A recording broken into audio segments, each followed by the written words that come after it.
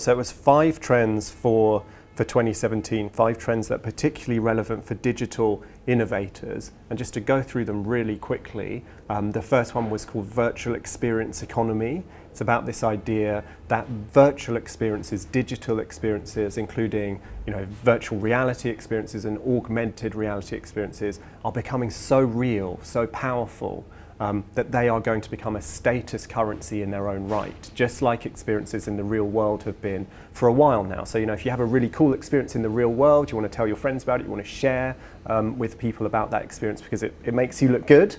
What we're saying with virtual experience economy is that virtual experiences are going to become a status currency in that same way, and that's a really powerful change. Excuse me, and we've seen that play out with things like Pokemon Go, and I gave some other examples of that too. The second big trend I wanted to share is motivated mindlessness. That's very simply about saying the biggest status currency is self-improvement. This is about consumers wanting to be healthier, but also more connected, more creative than others. So self-improvement is a huge status play. At the same time, consumers feel that in many respects, artificial intelligence is becoming smarter than them at certain things. So what they want to do is put those two things together and embrace tools, embrace platforms that use artificial intelligence to supercharge their self-improvement. And I give an example such as Vi, which is a new wearable device that calls itself the world's first AI personal trainer. And you wear this device, picks up all these metrics, physical metrics about you, and it uses AI to crunch that data and create personalized health plans, personalized fitness plans for you. And you can even take it for a run and it will tell you in your ear, you should slow down, you should speed up, you're getting tired, that kind of thing. The next 2 trends are related, and these trends are about saying consumers are more aware that we live in a very fractious world. We've seen polarized debates around race, around immigration, the refugee crisis in Europe and America. We've seen rising awareness of prejudice online, like the scandal around racism on Airbnb. And these 2 trends are about responses to those circumstances. And they come in a climate where people feel more free than ever to just construct their own identity, to live the way they want to live. So there's this tension between awareness of prejudice and also a feeling of rising freedom, of being who I should be free to be who I want to be. And we're seeing a couple of responses to that. The first response we call Incognito Individuals, and that's about saying one response to this tension is for consumers to embrace new forms of anonymity online, to just set them free from the expectations of society, the expectations of tradition, to just be anonymous, to express themselves the way they want to be, to just project themselves the way they think they truly are, rather than what people expect of them. And I give an example of that, like Candid, which is a new social network that is anonymous, but unlike past anonymous social networks, it is using AI to weed out the big problem we've seen with anonymous social networks in the past, which is trolling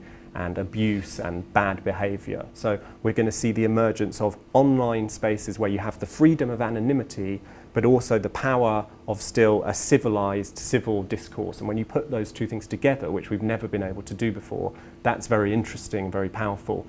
The other side of the coin, the second trend in this 2-sided response, we call visible individuals. And that's very simply about saying consumers will also embrace the opposite. They will embrace platforms that allow them to proudly just inhabit their own identity, to celebrate their own identity, whatever it is, to connect with others who share that identity. And I give an example of this very new platform called Gender, which is a platform for non-gender conforming people, so people who are transgender, people who don't feel that their real gender fits their biological gender, essentially. This is a community for those people where they talk, they give each other advice, they give each other support, and they just celebrate who they are, which is a great thing. Okay, so we are seeing more and more of these kinds of platforms and consumers embracing that too.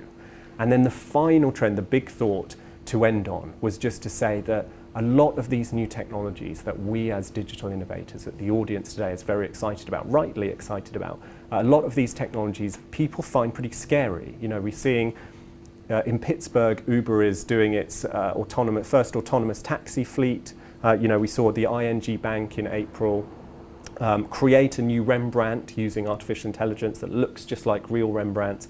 And it gets really serious. You know, saw Foxconn this year replace 60,000 jobs in China with robots. So people are very concerned about what this new technology means for them. And the opportunity for you as digital innovators, for you as brands, is to prove that you are one of the brands that's going to use these new technologies to renew us as human beings rather than to make us redundant. So we call this trend humans renewed. And I give some really interesting examples of that.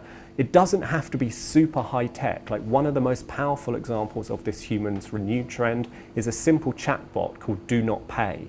And Do Not Pay started as a chatbot that will fight a parking ticket for you. So you go to this chatbot, you tell it about your details, you tell it where you got the parking ticket, and it will file a claim to have that ticket overturned on your behalf. It's smart enough to do that. And it successfully overturned 160,000 parking tickets in London. But now the creator is also putting it to use to help homeless people file to the authorities for emergency housing. It's a very, very simple chatbot. This is not super high tech, but you can see how these kinds of technologies, AI, automation, chatbots, all the things we're talking about, can be used to do things that are profoundly meaningful for human beings and make us all feel good. And that's a real opportunity for you as a brand. So those 5 trends are the big 5 trends I wanted to share with the audience today, because they're really powerful new directions for digital, any digital innovator to think about.